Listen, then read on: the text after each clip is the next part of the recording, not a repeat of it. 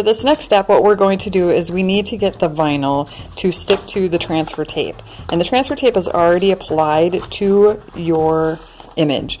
So what we're going to do is we're going to take a scraper. You can do either a plastic paint scraper, or you can use a credit card. Anything that you have available will work for this. And all you're basically going to do is you're just going to push down on the vinyl and smooth across to try to get that vinyl to stick to the transfer tape.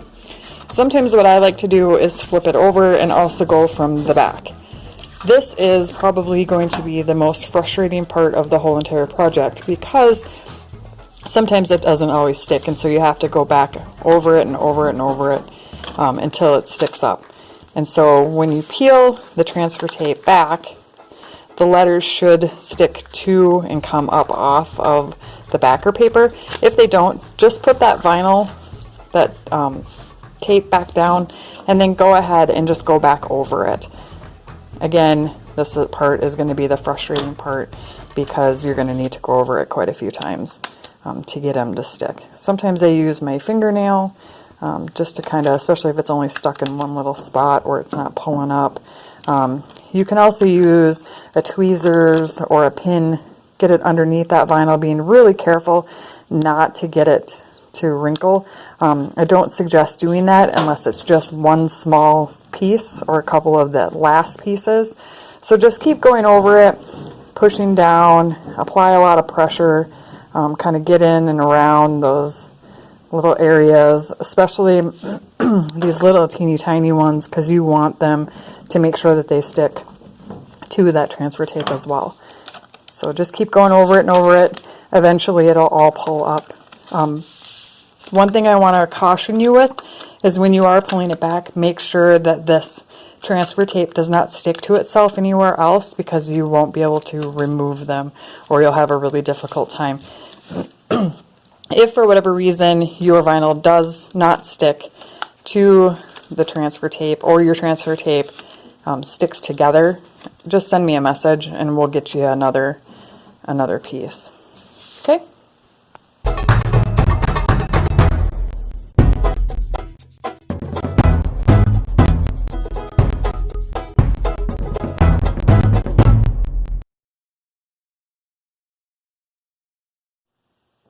Okay, for this next part, now what we're going to do, now that we've got our transfer ready and our vinyl is stuck to our transfer tape, we're going to go ahead and we're going to center it on our board. The board is pre-painted, so all you have to do is go ahead and figure out where you want it, center it down. This board here does not have a frame around it, so we're just going to center it off of the edges of the board. Once we get it where we want it, kind of look at it a little bit. Make sure that you don't push down on it, because once you set it, it's pretty much a done deal. So go ahead and figure out where you want it, and then what you're going to do is you're just going to push it down.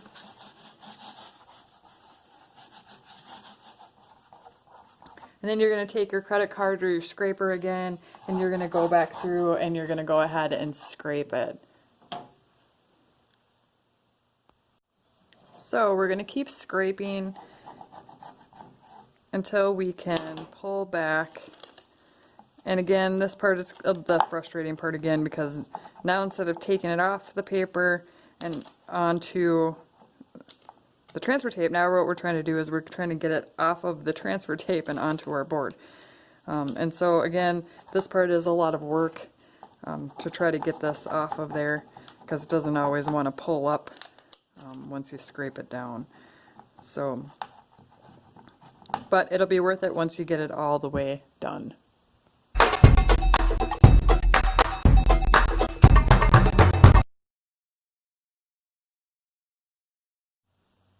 Now that we got that all off of there, you're going to go back through and you're going to just push down wherever the vinyl may be lifted up on the project. It's okay if there's a couple little wrinkles. It's no big deal. Then you're going to take your paint and your makeup sponge that came with your kit, and you're just going to go back over Just kind of smooth it into the gaps. And the reason why you're doing this is you're gonna, if you want it to, it's gonna seep underneath some of that vinyl in a few spots, and so you want the black to go back underneath it. Otherwise, when you go over it with your top coat of white, the white will seep underneath those letters.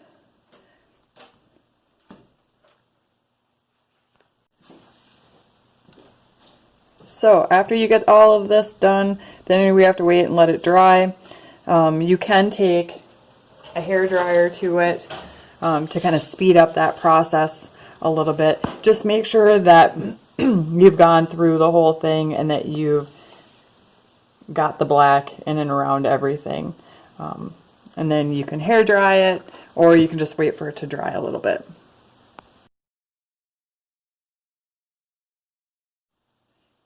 Now that the black is dry, we're going to go over the top of the whole piece with our white.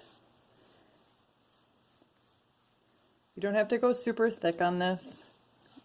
We probably will do about 2 coats, maybe 3, depending on how you want it to look. If you want it to be aged, then you don't need to put a whole lot on there, because you can take a piece of sandpaper and you can rough it back up around the edges after you get the first coat on.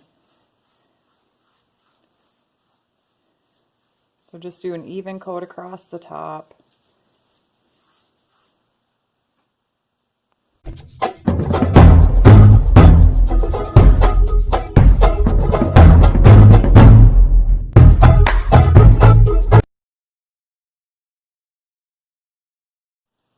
Now that the first coat is dry, you can go ahead and decide if you want to do a second coat or if you would like the first coat. On this one, I'm actually going to age it, and so I'm going to sand it when I'm all done. So I'm not going to put another coat of paint on it.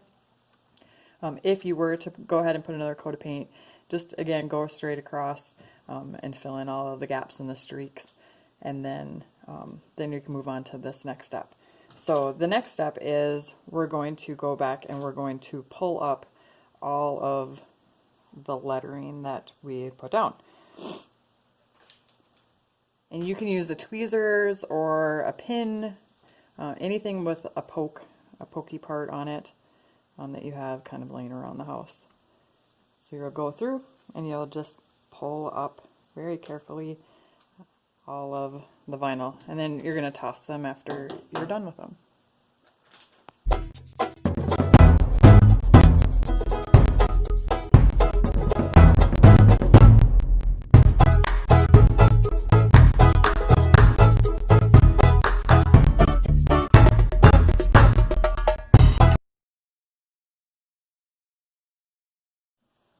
Now that we've got it all weeded, now what I'm going to do is I'm going to go through with my paint, my yellow, and I'm just going to fill in these petals. Just go right over the top of the white. And you don't have to do this part. You can leave it black and white if you want, or you can go back and fill in the yellow. Again, I'm going to sand mine to age it a little bit when I'm done, so it doesn't have to be exactly perfect.